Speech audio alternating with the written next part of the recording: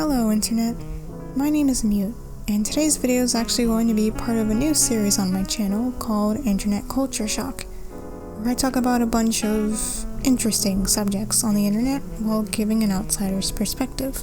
In today's episode, I'll be covering a certain group of people more commonly known as reverse Weeaboos. However, for the sake of this video, I will be referring to them by the more accurate title of Westaboos, just so that they actually have a proper name, and because it's a lot easier to call them as such. Now, in order to understand what there is to know about Westaboos, we first of all have to look at a similar subgroup, which arguably allowed for the discovery of Westaboos in the first place. That subgroup being what is known as Weeaboos. If you've ever been on the internet before, or taken a look amongst your fellow classmates in grade school, you probably already know what a Weeaboo is. Though if you are one of the lucky ones who managed to avoid learning about this group, then allow me to explain. Weeaboos, also called Weeaboos, or Weebs for short, are essentially people who have a distasteful interest in Japanese culture. I say distasteful in this case, mainly because of the fact that the only thing they consume from said culture is anime. And from this interest, they start to get the idea that what's portrayed in anime is a 100% totally accurate comparison of what life is actually like in Japan.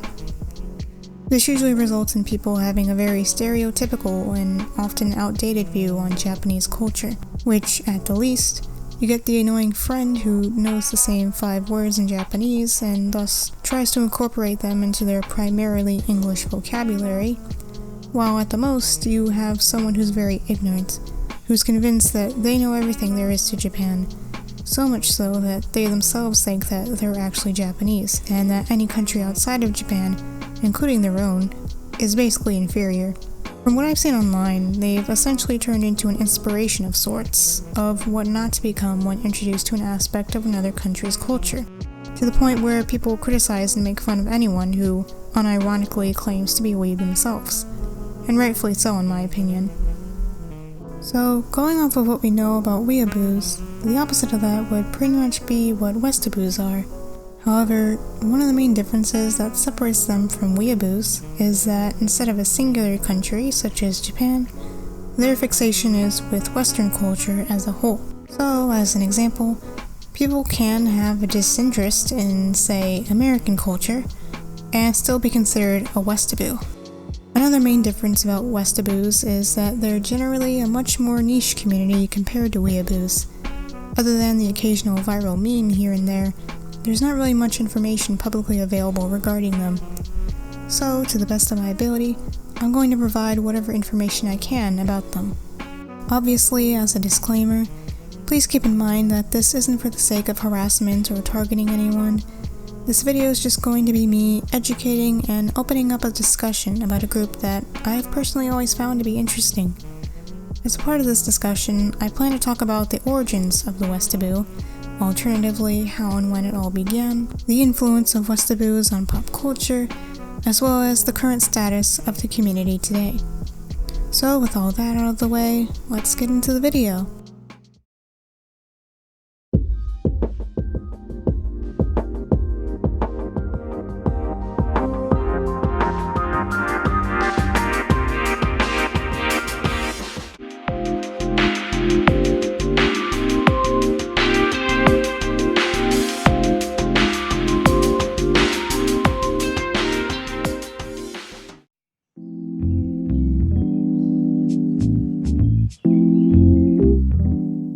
So in order to ease into this discussion and understand the origins of Westaboos, I feel that looking back at Japan's history is a bit necessary.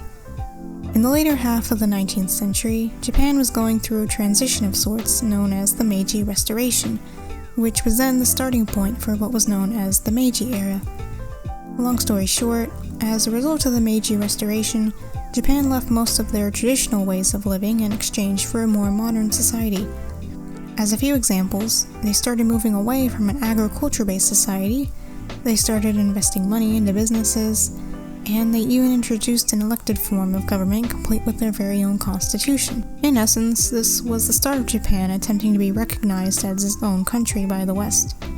and a lot of the changes they implemented were based on what they had observed from European countries.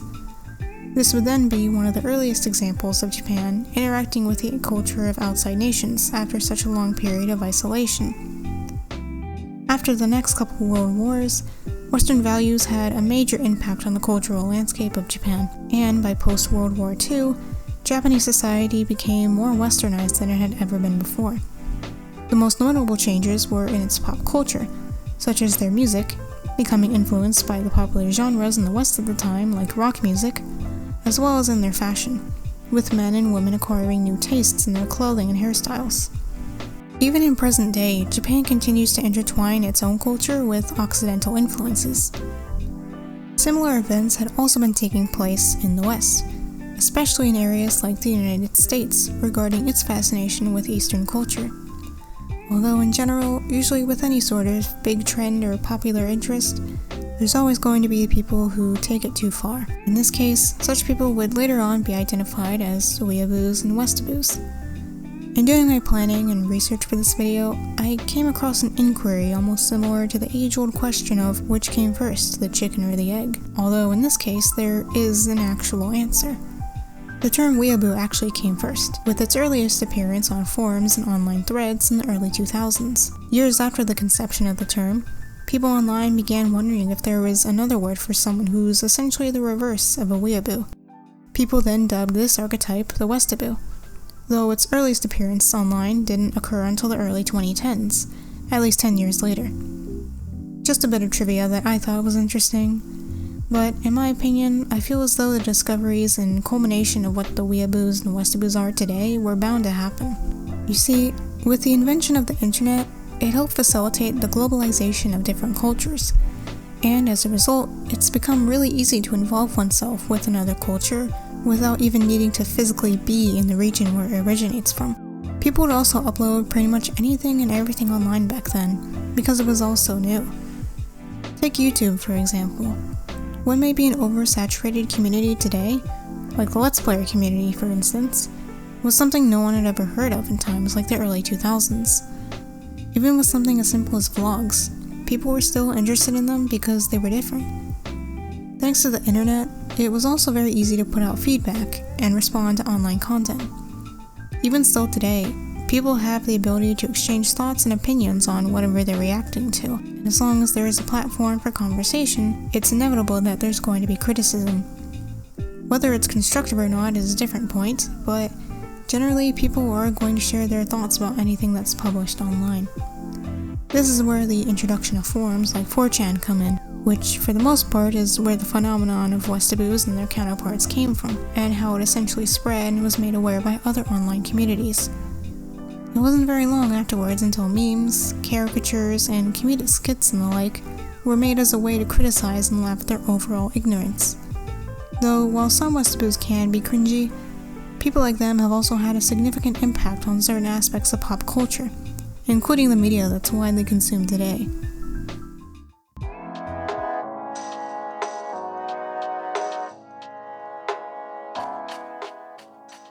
I wasn't aware at first, but there are actually some really cool people in the entertainment industry that had and have a vast interest in Western culture. People like Osamu Tezuka, nicknamed the father of manga, was a very popular manga artist who started gaining success around the 1950s, and made popular works such as Astro Boy and Kimbo the White Lion. In his early years as an artist, he got a lot of his inspiration for his works from the Disney films, and would later be known as the Japanese equivalent to Walt Disney himself. On another note, Akira Toriyama, also known as the manga artist of the Dragon Ball series, is another creator who's had influences and interests in Western culture. Funnily enough, not only did he take inspiration from Osamu Tezuka's Astro Boy, as was mentioned before, but he was also inspired by the Disney film 101 Dalmatians, notably for its animation style, as well as a number of Jackie Chan's earliest films, in regards to their storytelling. This mix of influences is essentially what inspired him to pursue his own style for his works. Another notable example with Western influences is Katsuhiro Otomo, who's best known as the creator of the manga series and film Akira. Along with Akira, he gathered inspiration for his films for the New Wave movement in America regarding the film industry. which was essentially focused on spreading the message about the truth of society and its standards. I personally find it interesting that even the big creators who've made films and works that are still thoroughly enjoyable today had an interest and influence from some part of Western culture.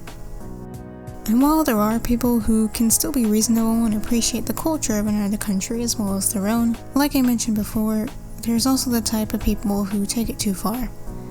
And generally, since the naive minority is the group with the loudest voices, they kind of set an example for themselves to the point that they essentially become a stereotype. Such a stereotype can then either be embraced by others or simply made fun of depending on how it's portrayed in the media. For example, All Might from My Hero Academia is a huge Westaboo. It's vividly portrayed in how he's designed, how he speaks, and he even has special moves named after American cities and states. Another one of my favorite Westaboo moments involves a scene from the popular Persona video game series. In Persona 3, one of the main characters literally says he wishes he was born in America instead of Japan. It's a pretty iconic scene. I can recall the very first time I played through that scene years ago, and from the perspective of an American, I just remember it seems so laughable to me. And adding to the discussion online, pretty soon there were people making memes, discussion posts, and even YouTube videos talking about the Westaboo community. Thanks to creations like Rawhide Kobayashi and reverse Weeaboo stories and commentary videos, it allowed us to have an image that we could attribute to the idea of the Westaboo.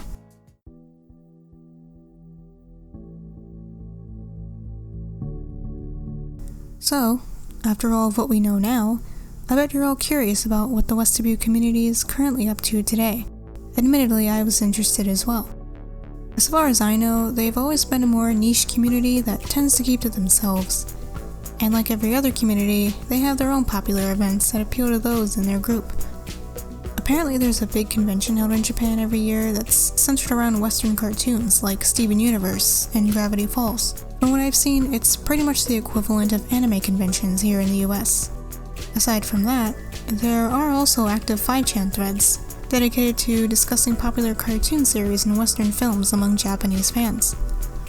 I haven't had the chance to read any of the discussion boards on the site, mainly due to the fact that my Japanese reading ability is somewhat limited, but from an outside glance, it looks like harmless discussion. Other than their personal social events and forums, there's also been popular creators who've been really successful in their field in more recent years.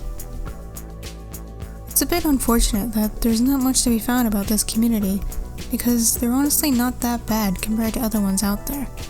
They're much less toxic than Weeaboos, at least, so that's definitely something good they have going for them. As long as they're able to respectfully appreciate aspects of outside cultures as well as their own, then all the more power to them for finding something that they're into. I'm actually really curious as to how the community will turn out in the future. Or who knows, maybe they'll just continue to keep to themselves, and what we currently know is the most we'll ever know about them. Thinking about it, their lack of exposure is probably what's keeping them more tame, unlike certain communities. So maybe it's for the better that our knowledge about them is so limited. I don't know. These are all just my opinions, but I felt like making this video because I find the concept of Westaboos to be really interesting, and there's not a lot of people talking about this community. I hope you enjoyed this video as much as I did making it. If you did enjoy it, make sure you like, comment, and subscribe if you so choose to. And as always, I hope your day is as lovely as you are. Bye-bye.